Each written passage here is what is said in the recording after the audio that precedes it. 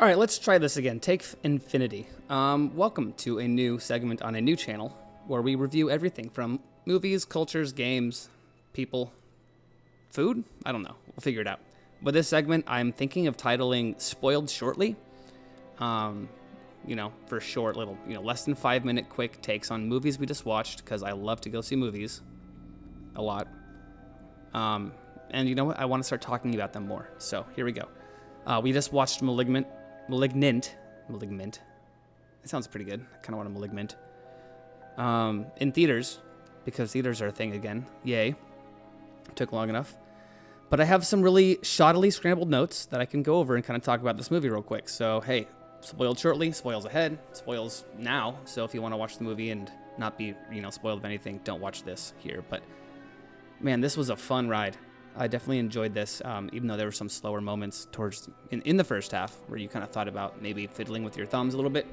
But it definitely catches you right back up in terms of, grabbing your attention and making you want to stay, attached. I think what made that possible for me early on in the film was the fact that the main actress, her reactions were very believable early on. In the trailer, didn't sell me as her being believable. It definitely seemed kind of campy and corny, but I just didn't find anything about her performance in the movie that actually felt disingenuous. So props to her for actually pulling off a decent performance during this weird movie. See, I bought like a pen with a LED light on at the end of it to write notes on during the movie, but it was so bright I was like, all right, I'm not using it. And then these notes are almost illegible, so we'll just kind of do our best here. But yeah, let's get into okay. So here, now I see what I wrote first. Tumor. If you can't tell by the title of the movie, what's the first word that you would, subconsciously associate with Malignant? Think about it.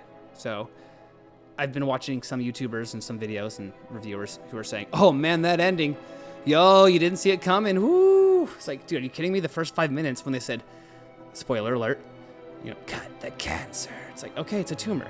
I get it. It's all one big tumor. Okay. And you're not too far off, even though there are some caveats towards the end of the movie. It's not just a tumor. Anyways, some of the themes that are established early on in the movie that felt very, kind of out of my ballpark, since I'm not a woman. I felt like if you were a woman watching this movie, it'd be much more visceral, especially if you're someone who unfortunately would have the tragedy of going through one of these circumstances, but that would be, miscarriages.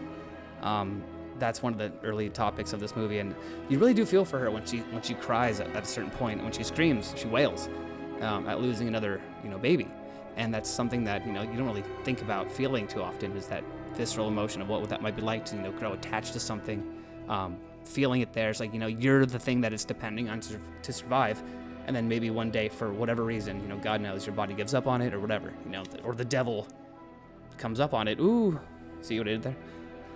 But yeah, so the movie gets off to a pretty good start in terms of believability, tone, and kind of questions that it's leaving you asking. And the murders, start pretty early on. There's a decent amount of gore to kind of hook you right off the bat, so that's always fun.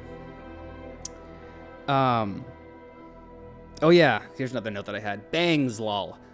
Yeah, there's a lot of bangs in this movie. The hairstyles are very just like, we need long hairs. All the women need just bangs covering most of their forehead, and most of the head needs to be covered. Did I say carried? Covered. Carrie. Halloween fun. Maybe I need to watch Carrie next. Review that. But yeah, just like the bangs, the hairstyles don't feel very modern. So, and then that comes into play later. So you totally make sense why, but it's super kind of off-putting, at least for me earlier on. Oh, and there were some really cool shots in this awesome house that they got to shoot in. It's pretty haunted feeling. It's pretty creepy.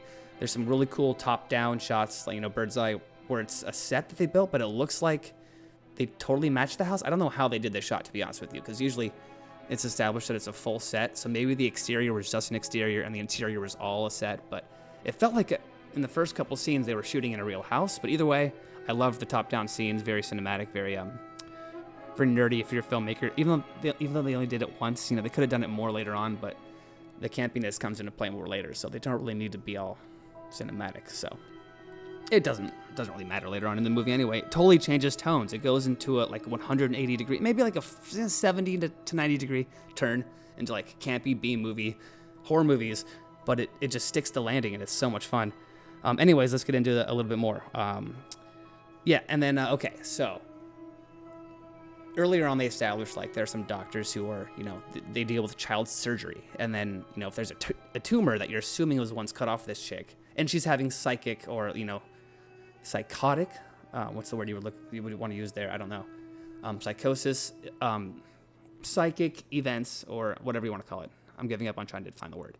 Where the alien / villain / creature monster takes over her mind at the same time and takes over her body, and that's kind of the part that threw me for a loop throughout the movie. It's because I didn't really know what part of her was more prone or vulnerable to being taken over by this entity.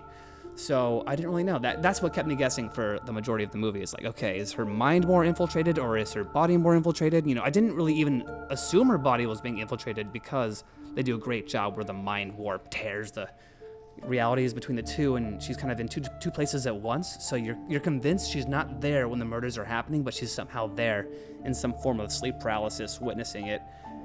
And so you're like, oh yeah, so it's not her. But part of you is going, hey, well this creature's got long hair and it's walking backwards and it looks like her, and you're subconsciously putting it together. The back of her head's always bleeding. There's this wound that doesn't seem to be healing. That event was weeks ago, wasn't it? Why is her head still bleeding? And that all comes into play. So tight writing on that part, in terms of the beginning coming to the end. It's wrapping itself up in a decent little bow, but there is one glaring sort of issue that I didn't know if the movie resolved for me, and if there's anyone who's watching this, I doubt there is, because it's a nobody channel, no subscribers, no viewers. But hey, we're getting our feet wet, we're kind of experimenting, we're learning.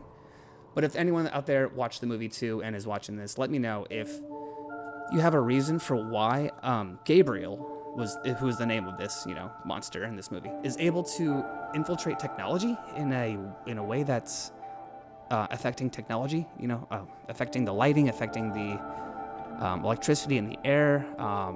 Some guy's pacemaker explodes at one point. He can just decide to infiltrate technology, and that never made any sense to me in this movie. Why does Gabriel have the ability to make lights turn on and off, blenders turn on? Is that ever established? Or do they kind of just blend all these genres? Poltergeist, the Blob, or let's see, I can't even think of anything else. I don't know, someone who's sleepwalking is murdering people. It's just like, okay, but so someone else it would have worked better in my mind if they focused on Gabriel infiltrating just her brain, and it kind of being like this world that's dissolving. But why were there all these TV scares and poltergeisty scares? It made no sense to me. It still makes no sense to me. That's one of the biggest flaws in this movie. So if there's anyone out there who noticed a line or something that I missed that really shows why Gabriel's able to influence the electronic sphere, whatever, let me know, because that made no sense, and that kind of ruined the movie in my point of view. But when the movie decided to just completely open up and say, I don't give a F about being campy, we're just going to be weird, we're going to be gory, we're going to be gruesome, then it totally won me back. I was like, okay, I'm back in like the era and the, of the Thing. I'm watching just, oh man, the CGI was well enough done that I didn't full on wish that it was done with animatronics, because some of the creepier aspects of Gabriel getting away were still well done with the dark lighting. And you know what? I definitely got some Grudge vibes. I'm sure I'm not the first person to say this, but like, the knees bent backwards, the crawling backwards, and the long hair. There was definitely some Grudge Ring similarities, with the static TV. So this movie tries to pull on things that in terms of slasher films, because the first kill is kind of like a scream kill, like a knife to the head, big black tarp, cape. You don't really know what the person's wearing. Just a lot of references to all the horror films that we've seemed to have, garnered as a collective conscious up to this point in the history of filmmaking, that it really keeps you kind of wondering and guessing throughout the entire movie, but it still harkens back to the first 5 to 10 minutes and the title of the movie, totally giving away the ending. So I don't understand how people are watching it going, oh no, whoa, the twist ending. No, you just didn't see the campiness coming, I guess, because you guys are kind of BS reviewers. But that's a topic for another day. I think most of these reviewers out here, are being genuine and honest, but for the most part, yeah, I'd say I agree with the audience review. I'd say that's like at least, high 70s to high 80s. Fun movie to watch during the Halloween season. Just try not to spoil anything. Don't even tell people the title of the movie when you're about to show it to them, because that might even spoil a little bit too much. Anyways, thanks for watching this first episode of Spoiled Shortly.